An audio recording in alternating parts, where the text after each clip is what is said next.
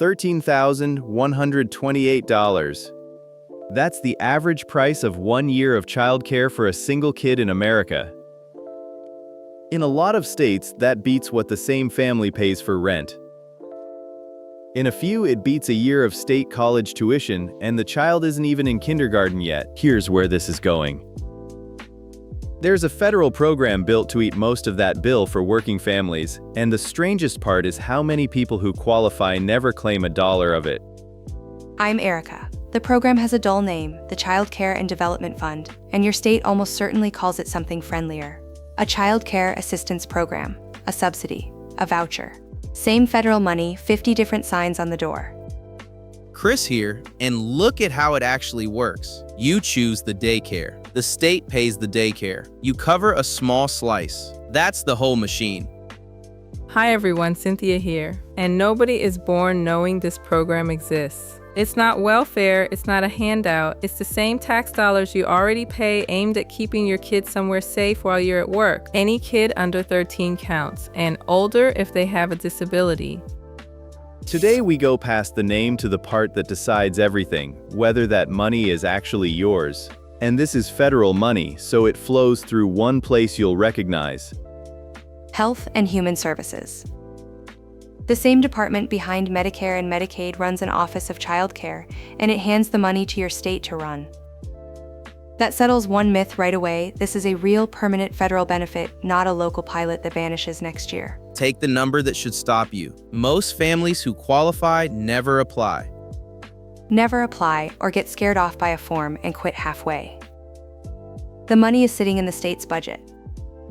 The barrier isn't the rules, it's that nobody hands you the door. And here's the payoff people don't believe until they see it. You are not paying the full bill. You pay a copay on a sliding scale. The lower your income, the smaller your share, and it's designed to never become the reason you can't work. Cynthia, the comments ask one version of this constantly, and you've lived it. Put it to us. Yes, and it's the honest one. Is this only for people on welfare, or can a regular working family that's just stretched thin actually get it? Hold that, because the answer surprises almost everyone, and it's the whole reason this video exists. Working families are the target, not the exception. So let me show you the 3 boxes that decide it, because if you can check all 3, most of that $13,000 bill is not yours to pay. And the number that's left will surprise you.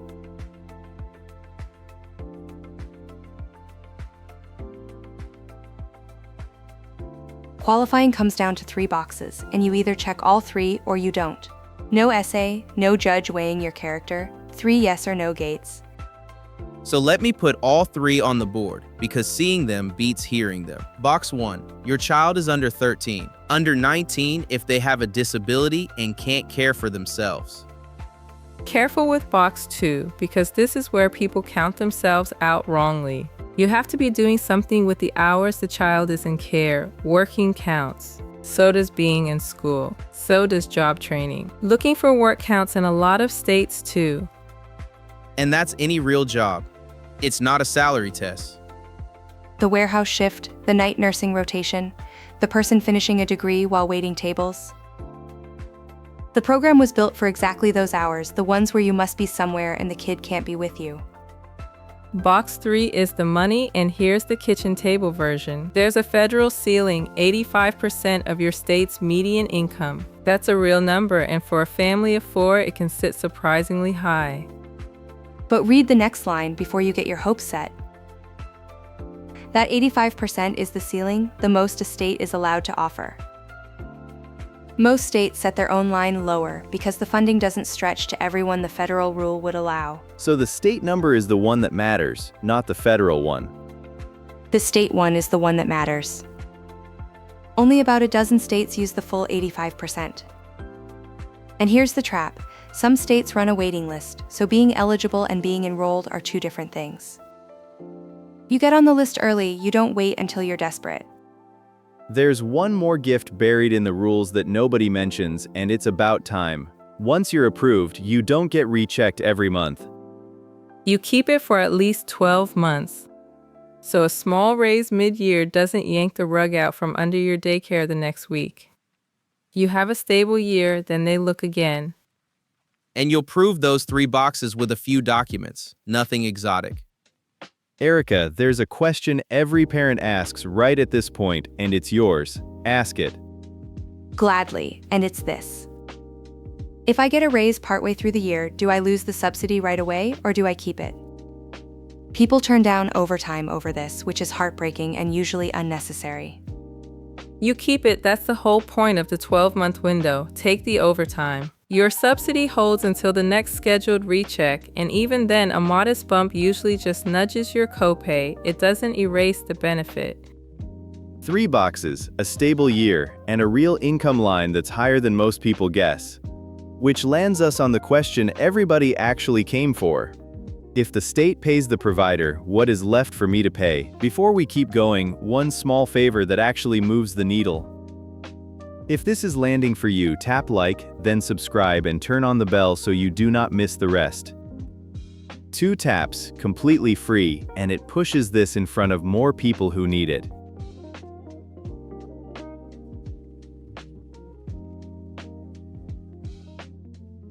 This is the number that changes lives, so let's slow all the way down. When the state pays your provider, your bill doesn't just shrink. It turns into something with a gentler name, a copay. Run the money the way it actually moves. Your daycare sends its normal bill. The state pays the provider directly. You pay one small piece on top. That's it. Okay, hit me with real numbers, Erica, because I've never had to fill this form out. Walk me through it like I've never seen it. I know nothing.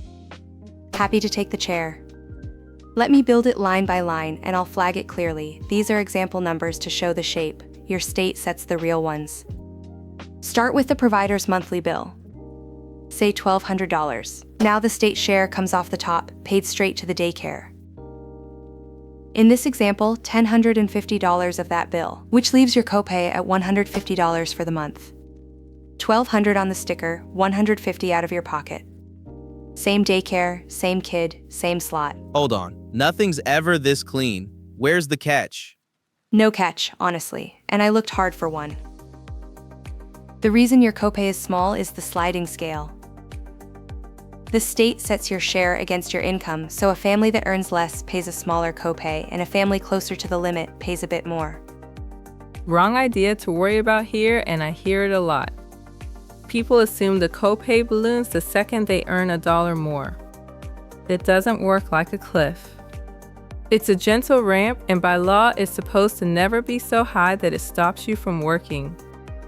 So the whole design is aimed at keeping you in your job, not testing whether you deserve to keep it. That's it. The kitchen table version? If your provider charges $1,200 and your copay is $150, the program just handed your family back over $1,000 a month to spend on rent, food, and everything else a kid needs. One caution on the board, in coral for a reason. Do not take my $150 as your number. Right, that's the honest line. Your exact copay is set by your state's scale, and it depends on your income and your family size. The mechanism is the same everywhere. The state pays the provider, you pay a sliding scale copay. The dollar figure is yours alone. That settles the how much, so let's settle the how to.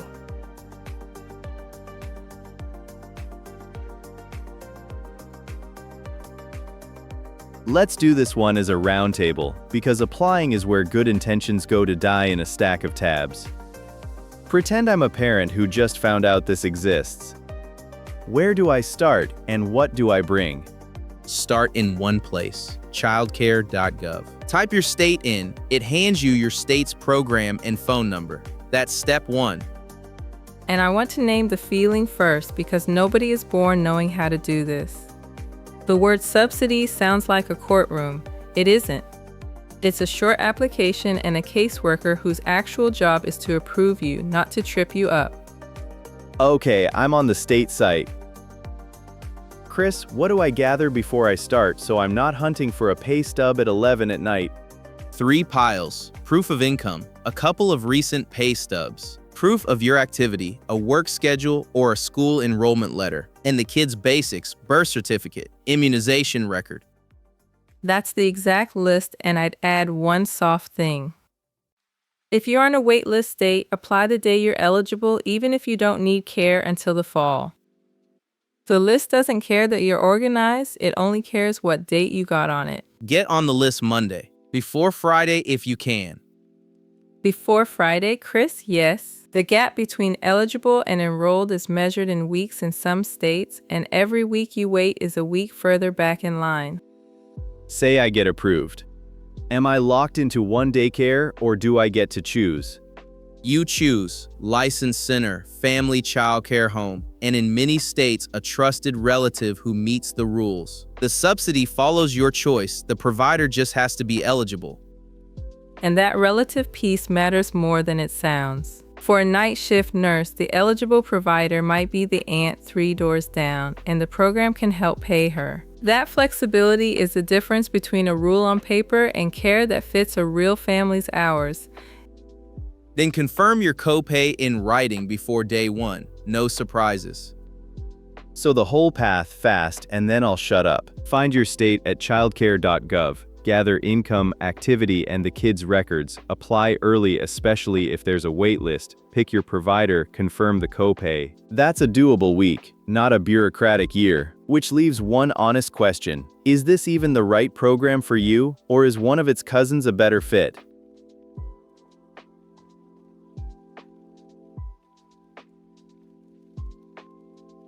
Here's where people lose money, and it's not by failing, it's by picking the wrong door.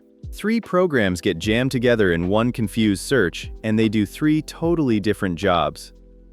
So let me lay all 3 side by side, because once you see the columns, the confusion evaporates. Column 1 is the subsidy we've been walking. It pays most of your care bill, now, every month, while you work. That's the heavy lifter. Column 2 is Head Start, and it's a different animal. It's free early education, birth to 5, and it's a place your child goes, not a check that goes to a provider. Head Start is free if your income is at or below the poverty line, and file the 526. Wait, no, I'm crossing my wires. That's a different show. Head Start has no form number. You apply straight to a local program. Foster kids and families on other aid can get in too. Column 3 is the Child and Dependent Care Tax Credit, and it's the one people confuse with all of this. It isn't help now. It's a slice of your care costs handed back at tax time on a limited amount for a kid under 13, as long as you had earned income. You claim it on IRS Form 2441. So which one do I actually pick? Often you don't pick, you stack. And to keep me honest on who each one truly fits, we called in someone who lives in this maze. Priya, jump in. The mistake I see most is a family treating these as a menu where you order one. They're layers. A working parent under the state income line should chase the subsidy first, always, because it's the biggest dollar and it's monthly. But if your 3-year-old could be in Head Start for free part of the day, that can run alongside the subsidy, and now you've stretched the same benefit further. And whatever you still paid out of pocket across the year, the tax credit can hand a piece of that back. Different clocks, same family. Push back on the rosy version for me, Priya. When is the subsidy the wrong first move? 2 honest cases. If your state has a long wait list and you need care in 3 weeks, the subsidy can't reach you in time. Head Start or a sliding scale center can carry you while you wait on the list. Counterpoint, Erica. A parent drowning today can't file 3 applications at once. What's the one first move? Here's the ruling. One first move, the subsidy, because it's the biggest dollar and it's monthly. You layer the rest in once you're breathing, not on day 1. And even above the state line, don't skip the tax credit. It has no income cap. File Form 2441. That's the note I'd leave you with. The wrong pick leaves real money unclaimed. A family that earns too much for the subsidy usually skips that tax credit too, and it's free money they already qualified for.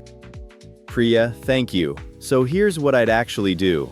Chase the subsidy first if you can, it's the biggest and it's monthly. Layer Head Start for the preschool years. And claim the tax credit no matter what, because that door has no income limit at all. 3 jobs, 1 family, and you were never meant to choose just one.